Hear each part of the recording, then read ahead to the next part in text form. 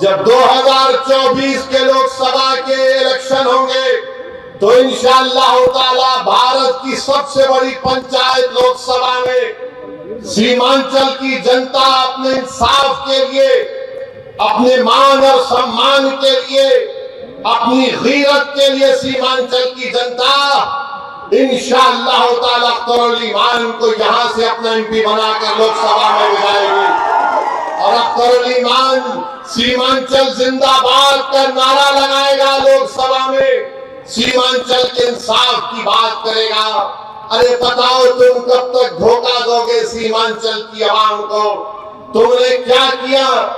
बोलते हैं कि हमने विकास किया। बताओ, वो उर्दू टीचर का मसला 2012 से चल रहा है, तुमने कौन सा विकास किया हमको बताओ। तुमने क्या उर्दू टीचर को भर्ती किया? नहीं किया आपने। मेरे भाई, आज आप देखते हैं कि देश में, मुल्क में किस तरह का माहौल है। फिरका परस्ती अपने रूज पर है। नरेंद्र मोदी ने भारत की राजनीति से मुस्लिम अक़लियत को बिल्कुल ही दूर करके रख दिया।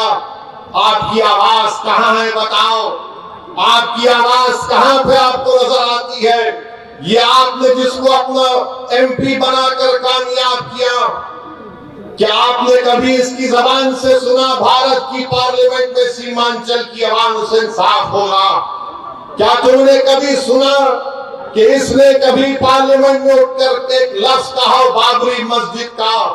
अरे जो मुझ पर इल्जाम लगाते, मैं तुमको चैलेंज कर रहा हूं, तुम कल प्रेस कॉन्फ्रेंस करके बाबरी मस्जिद का नाम ले लो। तुम कल प्रेस कॉन्फ्रेंस करके कह दो कि 6 दिसंबर 1992 को भारत के संविधान की धज्जियां उड़ाई गई थी। नहीं बोलेंगे। क्यों नहीं बोलेंगे? बोलेंगे हम। कैसे बोलेंगे? अगर हम बोलेंगे तो हमको इनका वोट नहीं मिलेगा, उनका वोट नहीं मिलेगा। अरे बताओ, जब चुनाव आ जाते हैं तो हमारे गली कूचों में, हमारे गांव में, हमारे घर पर आकर हमसे कहते हैं कि सेकुलरिज्म को जिंदा रखने के लिए आप हमको वोट दो। मैं आपसे पूछना चाह रहा हूं मेरे अजीज दोस्तों, मेरी इज्जतदार माँ और बहनों, बताओ अगर नीतीश कुमार का नाम असदुद्दीन ओवैसी होता तो तुम क्या करते? नीतीश कुमार की जगह असदुद्दीन ओवैसी ये काम करता तो ये तमाम के तमाम खड़े हो जाते। ये तमाम के तमाम ये कहते कि अगर ये मर जाए तो कब्रिस्तान में इसको जगह मत दो।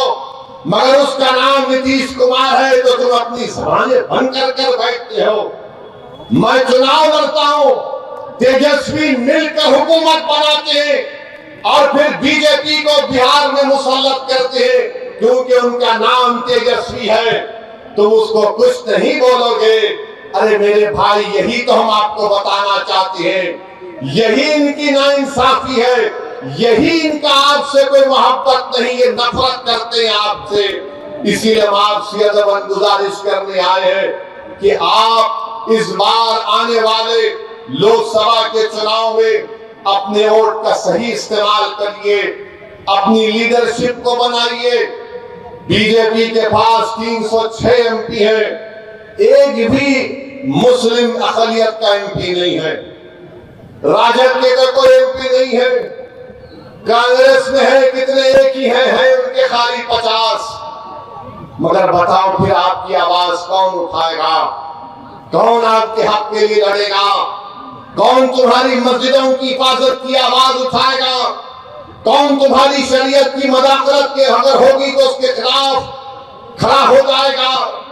कौन अगर किसी बिल्किसबानों को अगर नाइंसाफी होगी तो कौन उसकी आवाज उठाएगा? कौन सीमांचल की लड़ाई लड़ेगा? याद रखो, सीमांचल की ये लड़ाई अख्तरुल ईमान से हटकर कोई नहीं लड़ सकता। मैं जिम्मेदारी के साथ आपसे कह रहा हूं,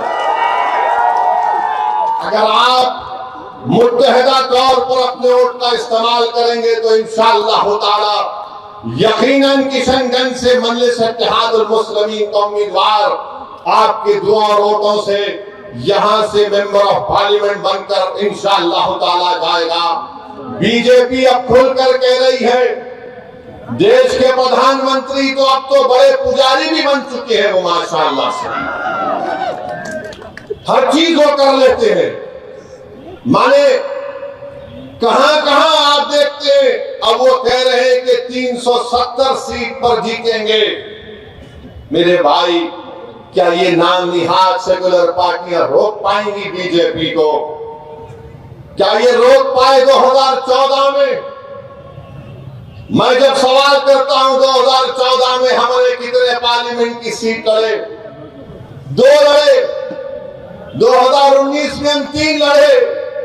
भारत की पार्लियामेंट में 540 लोकसभा की सीटें हैं, मगर हर एक की जबान पर क्या होता? ओवैसी है, ओवैसी खड़ा हो गया।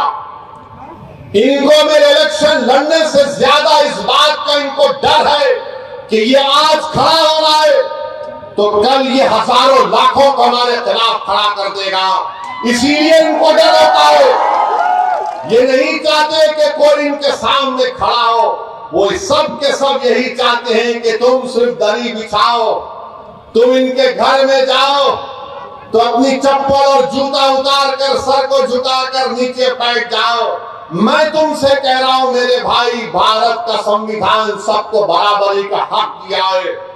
हम ना किसी के सामने झुकेंगे, ना किसी से भीख मांगेंगे। संविधान ने जो कहा है कि बराबरी मिलनी चाहिए, इंसाफ होना चाहिए, यही लड़ाई मजलिस इत्तेहादुल मुस्लिमीन लड़ रही है। तो ना ये बात मोदी को पसंद आती है, ना ये बात तेजस्वी यादव को पसंद आती है। और नीतीश कुमार तो माशाल्लाह मैं सुनता हूं, नहीं मालूम अख्तर भाई सही बोलेंगे, अभी अब शाम के 5 बज रहे हैं तो नीतीश कुमार बोलते नहीं सुबह के 5 बज रहे हैं। नहीं मालूम, ऐसा कुछ सुनने में आया, नहीं मालूम, ऐसा कुछ सुनने में आता है। सच क्या है झूठ क्या है मुझे नहीं मालूम, मगर मेरे भाई, मेरे बुजुर्गों, मेरी इज्जतदार माँ और बहनों, देश में जो माहौल पैदा किया जा रहा है, इस माहौल को रोकना है आपको। इस माहौल को आप सिर्फ जज्बाती तकारीर और नारों से नहीं रोकेंगे। इस माहौल को अगर आपको रोकना है तो आपको अपनी लीडरशिप को मजबूत करना पड़ेगा। ये जो नफरत का माहौल पूरे देश में पैदा कर दिया गया कि अगर कोई तकरीर करता है मौलाना, कोई शेर पढ़ता है मौलाना, तो उठाकर उसको जेल में डाल दिया जाता है। मैं पूछना चाहता हूं गुजरात की सरकार से कि तुमने एक मौलाना को पकड़कर मुंबई से पकड़कर गुजरात लेकर गए, मगर वही गुजरात में कई ऐसे वीडियो हैं जहां पर ये जालिम लोग वीडियो में आकर कहते हैं कि मसदुद्दीन ओवैसी को गोली मार देंगे, इसकी जबान को काट लेंगे, इसकी सर को काट देंगे, मगर उनको कोई हाथ नहीं लगाया जाता। मगर कोई एक शेर पढ़ देता है तो उस अशार के गलत माने निकालकर मुंबई से मौलाना को लेकर चले जाते हैं। 3-3 मुकदमे उन पर बुक कर दिए जाते हैं। मगर हम बीजेपी के लोगों से कहना चाह रहे हैं, तुम क्या कर सकते? तुम सिर्फ जानी तो ले सकते हो ना, तुम जानी तो ले सकते हो और क्या कर सकते हो? अगर मेरे मुकद्दर में जो लिखा अल्लाह ने लिख दिया वो तो पूरा होकर रहेगा, मगर जब तक हम जिंदा रहेंगे हम बातिल को बातिल कहेंगे, हम बातिल से समझौता नहीं करेंगे, हम बातिल को खुश करने के लिए अपनी पॉलिसी को लचकदार नहीं बनाएंगे। हमारा काम यह है मेरे अजीज दोस्तों और बुजुर्गों कि हम हक को कामयाब करें और हक की कामयाबी का राज आपका इत्तेहाद है। याद रखिए, कब तक आप सेकुलरिज्म के नाम पर ठगे जाएंगे?